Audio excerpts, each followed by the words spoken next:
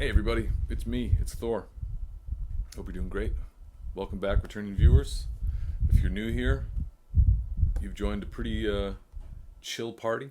If you dig what's going on, then think about subscribing. I appreciate it. I want to talk today about. I didn't know what I was going to talk about today. I was going to talk about something. Wasn't sure what. Might talk about a couple of things. I'd like to talk about some records I've been listening to. But while I was eating my breakfast and perusing the internet, I came upon a video that it bothered me for a bunch of reasons. But I'm not going to say who the channel was because I'm sure that they have really great and valuable stuff. They have a high subscriber count. It's not a channel I've ever come upon before, but I'm not trying to yuck anyone's yum or poo-poo whatever anyone else is doing. You know, we're all just trying to figure out our way around here. So don't even bother asking because I'm not going to tell you. But it gave the impression that like playing music and playing the guitar has like a competition aspect to it, of like a versus thing. And I think if you started playing when you were a kid, there's a little bit of that. You know what I mean? That's just because you're a kid and you want to, like, you know, a lot of things are a versus scenario, even if you're the only one that feels it. But that's something that hopefully you learn from observing older and wiser people isn't a productive way of thinking. And so in time, I hope that fades out of your life. And so it bugged me that I saw it on a YouTube channel, you know, and it wasn't said in so many words, but it was definitely implied, and it bummed me out. You know, we're in this together, everybody. You know, a rising tide lifts all ships, and I think we'd all be a lot better off by supporting each other in every way possible, and especially in regards to playing music. So I just wanted to start with that. Other thing I want to talk about, it's more pleasant and fun, and that's music that I've been listening to this past week. You know, I go through phases of listening to music, and I very often don't listen to music. If I'm playing a lot of gigs, I'm playing a lot of different, like doing a lot of jobs, and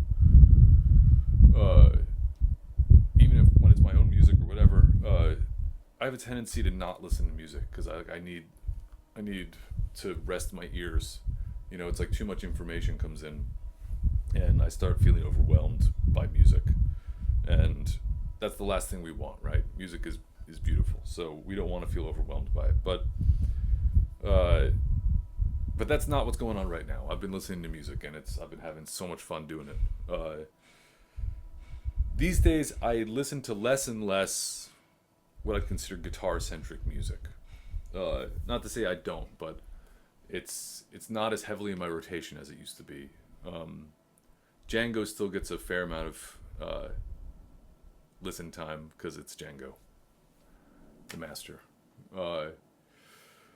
But these days I lean more towards songwriters. Since I started doing more acoustic music a couple of years ago, I've been focusing a lot of my attention towards that side of things. I've been listening to a very good friend of mine this week. I listen to him anyway, but this week in particular, one of his songs got stuck in my head, so I just went back down a rabbit hole of listening to his stuff. And Nile McCabe. Nile McCabe is an Irish artist, wonderful songwriter, incredible singer. The type of voice that is just powerful, like a hurricane force wind.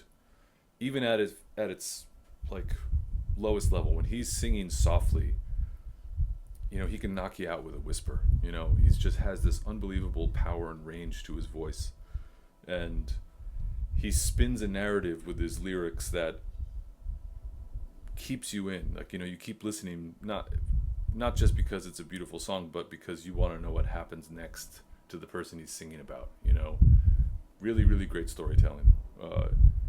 really beautiful and delicate acoustic guitar work. The album's Rituals. That's what I've been listening to. He has a newer record out, which you should definitely go listen to, but Rituals has been on repeat lately. There's a song on that album called Stonemason that's been stuck in my head, so I've just had to listen to it 1 million times this week. Another record that I've been listening pretty heavily to this week is an album called What It Takes by an artist named Earlywine. And she's someone that I discovered a few years ago, back when I was still a Spotify user, which I'm not anymore for many, many reasons, which I'll talk about in a depressing manner some other time. This is for positivity. But one thing that Spotify does right is their suggested listening section on your home screen.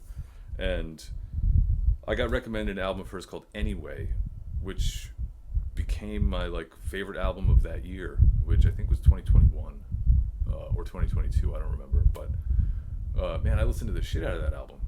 It was a constant rotation for me, and I've kept up with her, and this is her latest full-length release.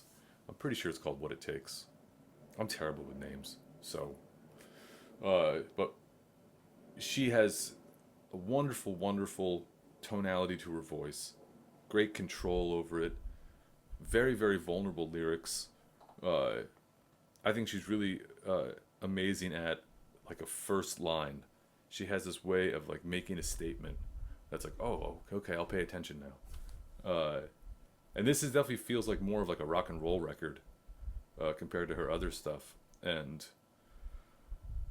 it's just great songwriting and really cool production and really good choices for crafting the song as far as instrumentation. And there's one particular song that there's a line in the song that sounds like anyone else might have used the horn, but it's keyboard and guitar, and it sounds really cool. It's this unexpected sound. Anyway, it's a great record. It's the type of record that, as I'm listening to it, I'm excited when it starts over again. You know what I mean? When all of a sudden I'm back on the first song, it's oh, cool, I get to listen to it again. So that's what I've been into this week. What are you listening to? I would like to know in the comments. Please let me know a record that you've been really enjoying lately. For whatever reason, just like these two records I just shared, it doesn't have to be a guitar-centric record. If we only listen to guitar players, then we're limiting our view of the world. We only get to smell one flower.